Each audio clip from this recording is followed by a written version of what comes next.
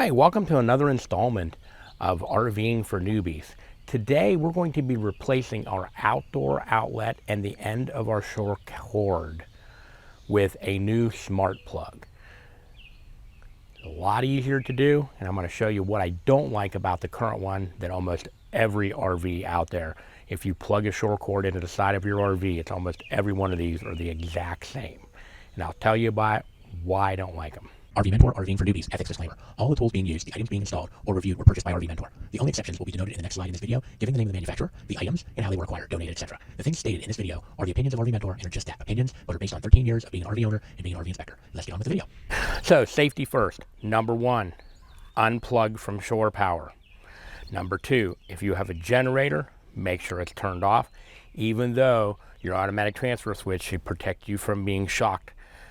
Number three, if you have one of those RVs that has a generator that will automatically kick on in the event shore power is unplugged or your voltage drops, go disable that right now.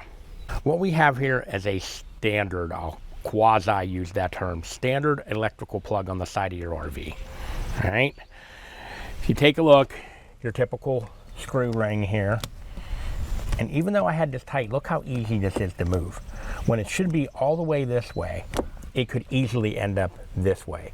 And then you're going to have less electrical contact between this cord and your RV. That's one of the reasons I don't like this. So let's take this off. Pull this out. Notice you've got curved plugs as well as curved plug here. All right. I don't like for the way the electrical contact works on that. We're going to come back to this electrical plug in a little while. But for now, we're going to look at swapping this out. All right, as we get ready to work on this, there's only 4 screws holding this on. Simple screwdriver, Phillips head screwdriver will take care of that. So let's take these out.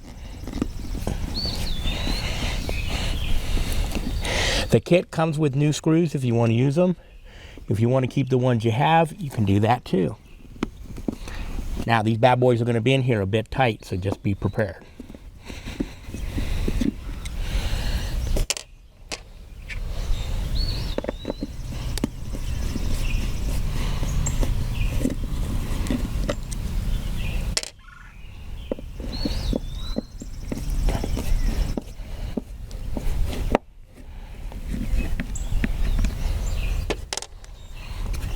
And see how easy is this bad boy going to pull off.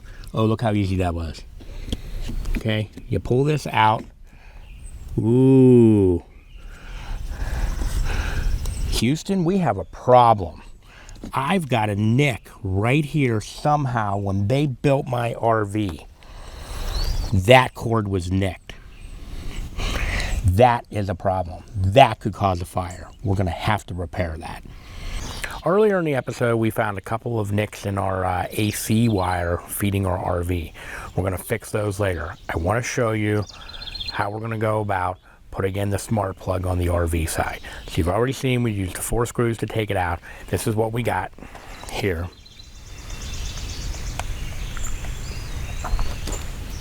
Right? That's your plug. We're going to take these guys apart here and we're going to replace it with the new one. So first off, we've got this tension relief device here in the back.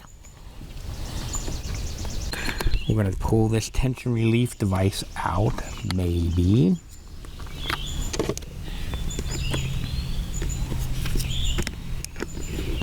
Scoot that back on the wire. And then on the inside here is where we've got the 3 wires connected to. A quick turn of that right there opens that all up. All right, like your typical AC outlet, you've got black, you've got white, you've got green. So let's take the wires out of here first. I'm going to loosen all 3 screws so we can just pull the wires out.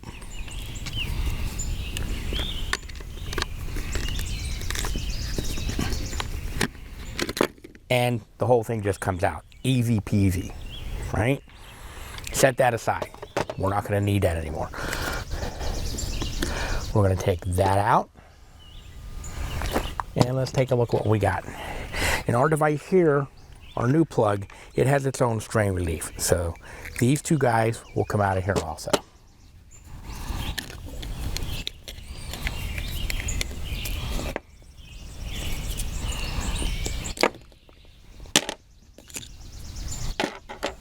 Okay, now all you've got is your 3 wires.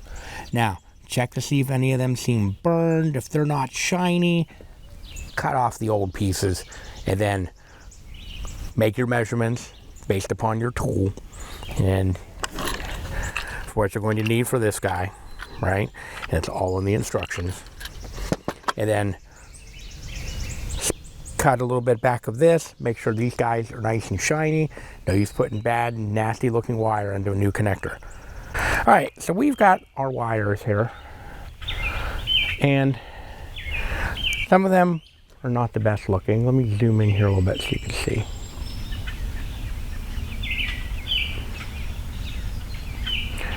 Not as shiny as I like them to be, so we're gonna go ahead and do a little bit of maintenance.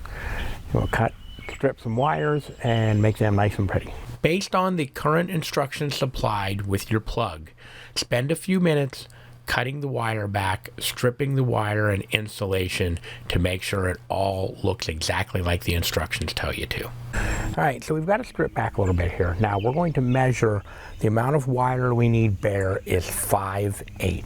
We measured 5/8 of an inch on the end of each wire, cleaned up the insulation, and straightened out the end of each wire to prepare it to be inserted into the plug. So let's take a look at the back end here. We need our screwdriver to take this piece out. This is our strain relief.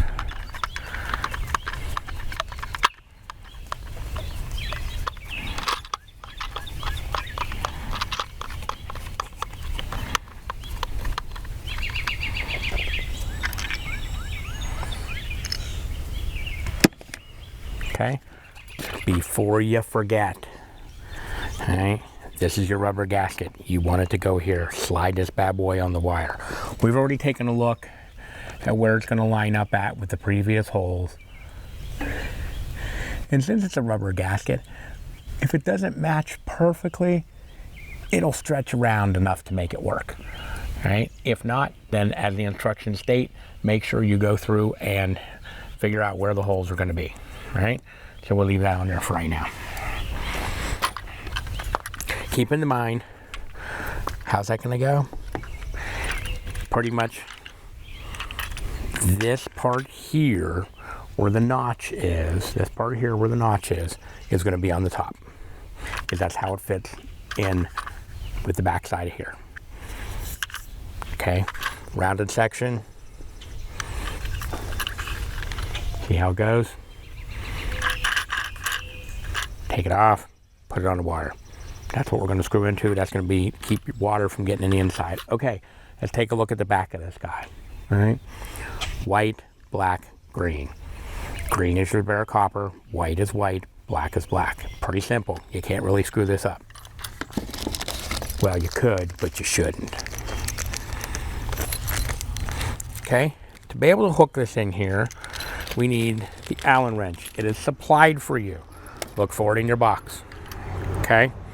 The way these things are set is you push them in just a little bit on the inside and you put the wire in. And then this guy screws down and clamps onto it inside of there.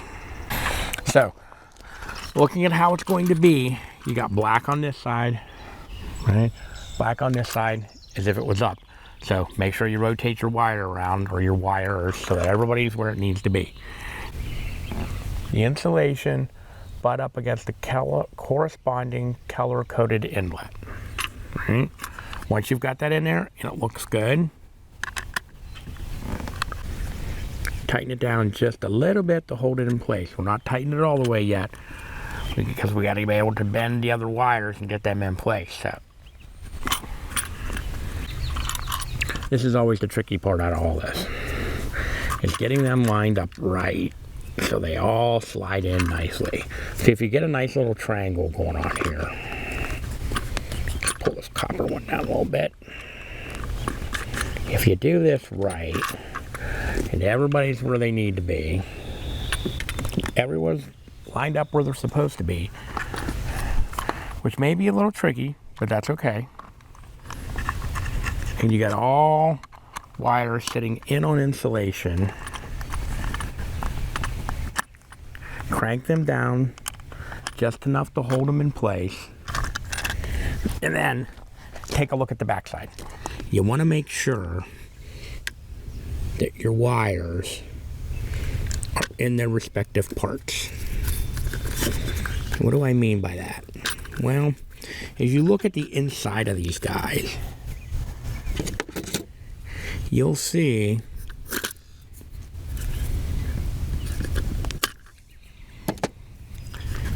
there's little places where they need to slide into.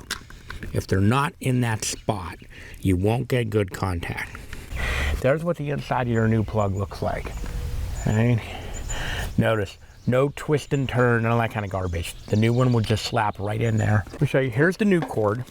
Right? I have 2 of these.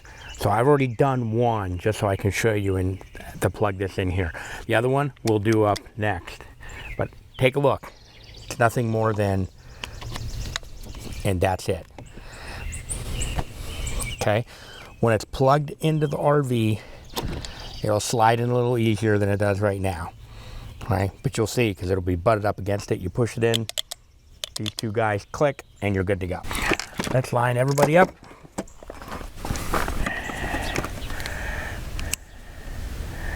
Let's see, take this. This goes through this on the rubber gasket. And let's line up the first hole. There we go. We're not going to screw this all the way in. Just enough to hold it right now. And then we're going to go get the next one lined up. We'll take the opposite corner down here. Make sure the hole's through the rubber gasket. And the screw's getting predisposed through the rubber gasket. And let's line it up where the original hole was. Go ahead and get all 4 of the screws put in the mount and tighten them down so the new plug is secure against the RV. Next is testing the new plug. Now you won't have this done yet, but I have 2 shore cords, so I already converted one of them for use for this testing. Cord, lift that up, plug it in until it clicks. It doesn't come back out, you're done. Put that right down on there. That's a little more relief to keep it from popping back out. That's how we install a smart plug on the RV side. Taking it out, squeeze those, pull it out. That's all there is to it. No fuss, no muss, no screwing around with that stupid spin screw. No left and right, making sure it's making contact. Lots better contact.